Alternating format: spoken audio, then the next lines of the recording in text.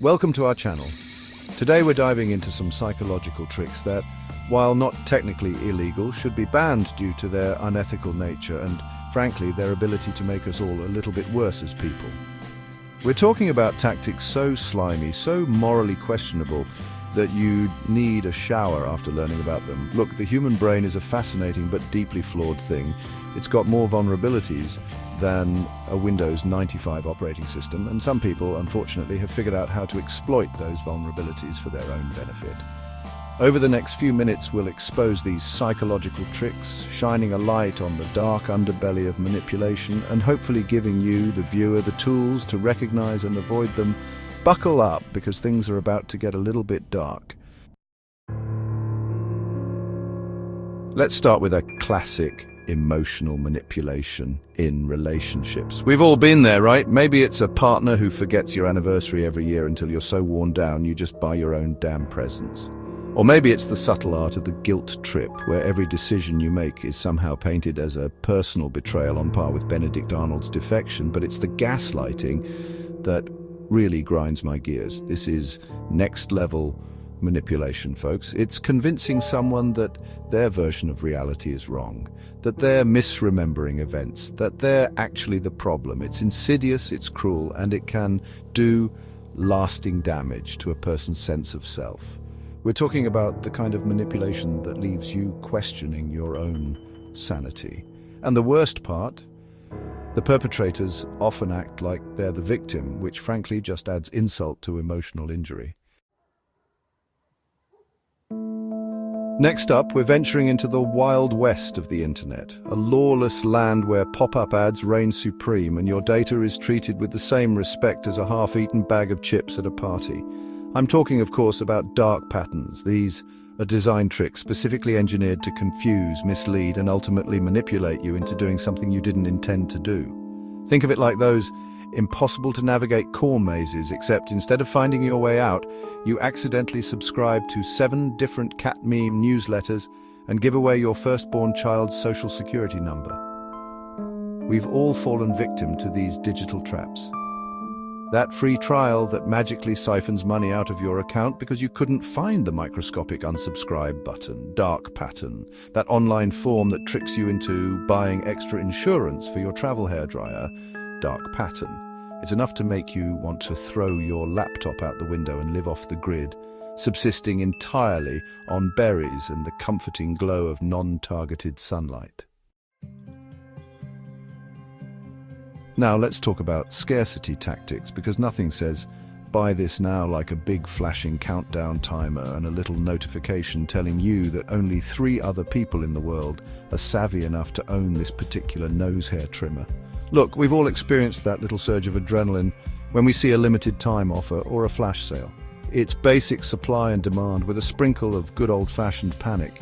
But these tactics prey on our fear of missing out, our primal instinct to hoard resources like we're preparing for the apocalypse, even if those resources are just slightly discounted novelty socks. And the worst part is they often work. We get so caught up in the frenzy, so convinced that we're getting an amazing deal, that we don't stop to think if we actually need the damn thing in the first place. Chapter 4, Emotional Advertising, Preying on Your Insecurities. Let's be honest, advertising has always been about selling us things we don't need by making us feel bad about ourselves. But emotional advertising, that's a whole other level of messed up. This is the kind of advertising that bypasses logic and goes straight for the emotional jugular.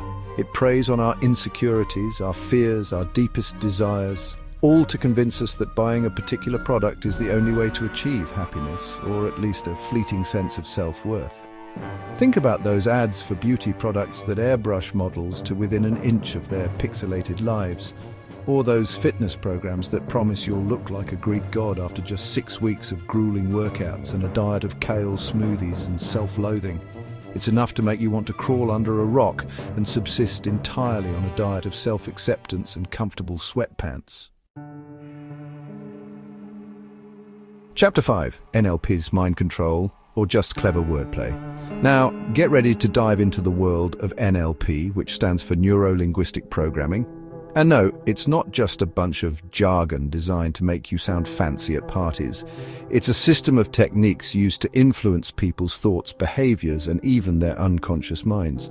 Now, to be fair, NLP isn't inherently evil. It can be used for good, like helping people overcome phobias or break bad habits. But in the wrong hands, it becomes a tool for manipulation, a way to bypass your critical thinking and plant suggestions directly into your subconscious.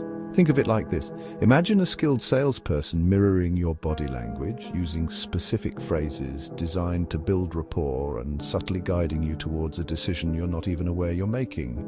That's NLP in action, folks, and it's happening all around us, from boardrooms to bars to your grandma trying to convince you to eat another slice of her famous fruitcake.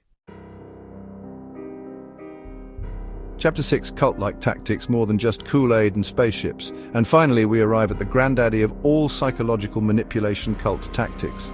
Now, before you start picturing people wearing robes and drinking poisoned Flavor Aid, let's be clear, cults can exist anywhere, from religious groups to self-help seminars to, dare I say it, multi-level marketing schemes. The common thread? They all use psychological manipulation to control their members.